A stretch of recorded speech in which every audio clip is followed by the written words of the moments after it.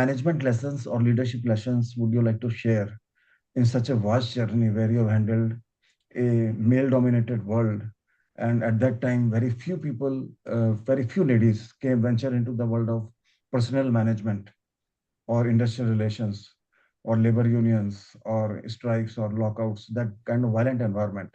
What learning would you have to share for all the fraternity of this group? First of all, thank you very much, Dr. Ajay and the faculty of the Institute for inviting me. I am really honored and pleased to be with all of you. Going back the memory lane today, I will recall many of my real life experiences. Thank you, Dhyan, for the wonderful introduction. In fact, you've spoken much more than what I deserve. And thank you, Vishesh, student, very enthusiastic student. First of all, I'm going to say one thing. I am not going to talk about the bookish language or the management jargon, what is available in books and internet and blog articles and whole lot of things. Anybody and everybody can read all those things and then come to terms with that.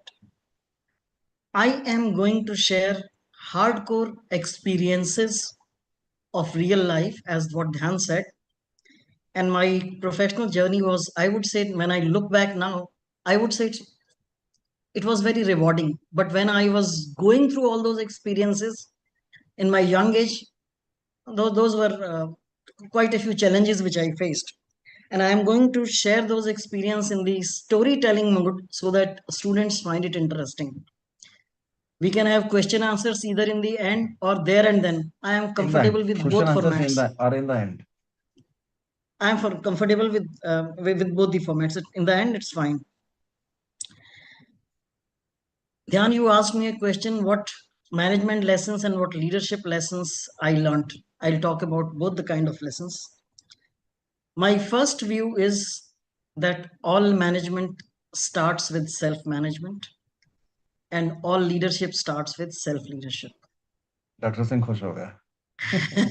I think Dr. Singh, our views looks like resonate with each other. Yes, yes, yes. I took a session for about 3 hours on this one. All right. I was seeing through, I was really impressed with that, virtual lamp lighting ceremony and where you Vaktund Mahakaya and then excellence, values, and tradition. Very, very few people really talk about Indian traditions and values and those things. They just follow the English format. So I was really impressed, and my compliments to you for that, following that format. Thank you, madam. All right. First thing I said was all leadership is self leadership and all management is self management. And when I started my career journey, first in the AIIMS, I was slightly lost, found my way, and very soon I moved out to, I discovered I was not in the right place because that job was medical social worker come counselor. I went to industry in NTPC.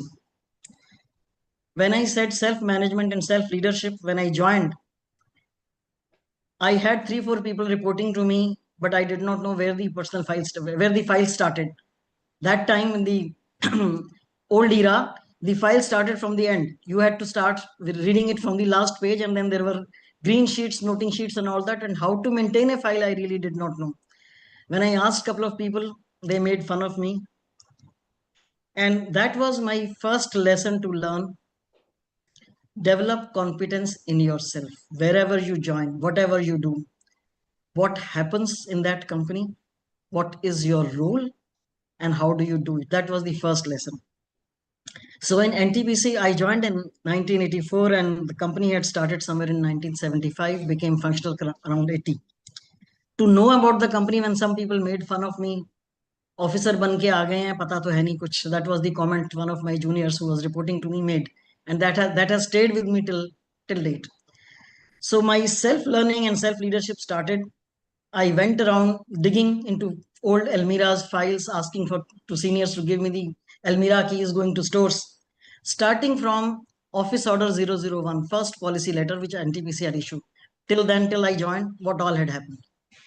And this practice, whenever I changed my job, any company I went to, I started initially digging into two things.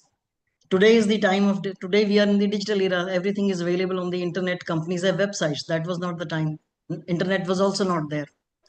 So whatever old files I could dig into, I could find, I could go to seniors, and the oldest policy matters and all that. I would go and initial few days just sinking my head into the files as much as I could know about that company. That is where I started every job. And the best experience was with DCM Group. Shriram Pistons I worked for, and Sir Charat Ram, industry icon, people know it. DCM Group in its time was one of the top 5 industrial houses of the country. Iconic. And I was lucky Sir Shriram was still alive. And fortunately for me, unfortunately for the company, but fortunately for me, general manager, HR, and seniors, couple of people were there who had left, and I was only assistant manager there. But almost for good 1 year, I was ipso facto acting as the HR head of Shriram Pistons. And Sir Charat Ram used to come to the office once in a while, once in 2-3 months. Lala Charat Ram. Lala Charat Ram. Yes. Iconic personality. People used to tremble looking at him. And I went to, my bosses, sent me to his house also to get some papers signed and all that. Attending meetings chaired by Sir Charat Ram. And policy writing, I would say that one of the top few companies where mastery of how do you write a personal policy or any policy for the organization. Policy writing in itself is an art. When I dug into that, their policy, their old files, how do you write policies? That was one thing I learned, and which I practiced in all my subsequent companies, and even till today. In my consulting domain, some companies approached me to write their HR manuals, and I have followed the best practices there, some of the best ideas. And one thing which was best there at that point of time, it was not a dead system in DCM. Every policy document at the end would have this policy is valid for 1 year, 2 year, 3 year, 5 years, whatever, 2-3 years, will come up for review in this 1 month. Before, they had a system, that was manual, but they had a system that diary dispatch clerk, if the policy is expiring on 31st August, so 1st of August, he will send a flag to the concerned HOD. This policy of your department is will come to an end after 1 month, so please review it. So if it has to be carried on, that HOD takes over. If it is to be reviewed, they will review. If it is some changes to be made, they will make it. Otherwise, it goes on. That was one thing. And another good thing there was, in case of any controversy or any difficulty in interpretation, the interpretation of the owner department will be final. If it's an accounts related policy, accounts department's interpretation is acceptable. Sales policy, sales and marketing department's explanation is final. HR policy, HR's final. So some of the very, very finer aspects of the policies, and nobody told me that. I just picked up on my own. And later, when couple of times when I found the time, I went to my boss and asked him, I was reporting to the director, sir, what is the meaning of this policy? So that was one lesson when I said all leadership is, you are very lucky. For the students, I am saying, you are very, very lucky if you find a very good mentor, guide, coach in your boss. If you don't find that, or your boss is not taking direct interest, take interest in your own grooming, in your own learning, in your own development. When I say all management is self-management, now I'm coming to that was leadership-oriented point. This is self-management point. Everything what the boss tells,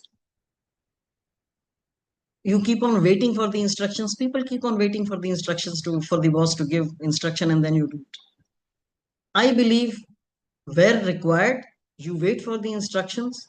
Where not required, be on your own and keep moving. Be on your own and keep moving. For example, anything you do when you are working, I believe it has 3 aspects. One aspect is what is to be done today. Your boss tells you, do it right now. Second aspect is today you have done the assignment. But how did you do? What are the working sheets, working formulae, working systems, background information? Systematically collating and preserving that information, because 3 months, 6 months, 1 year down the line, somebody is going to raise a question on that, and then people would start, I fumbled. That is how I learned it. Then you keep on, putting the whole thing together. Oh, where is my working sheet? How did I had at one point of time, massive responsibility of MIS, and especially G4S, that was my last this thing, more than 1 lakh guards across the country and whole lot of different things. Putting MIS together in itself was a issue. Somebody raising a question 3 months later, you don't know how did you work out with that formula and that much of rate of turnover rate and all that.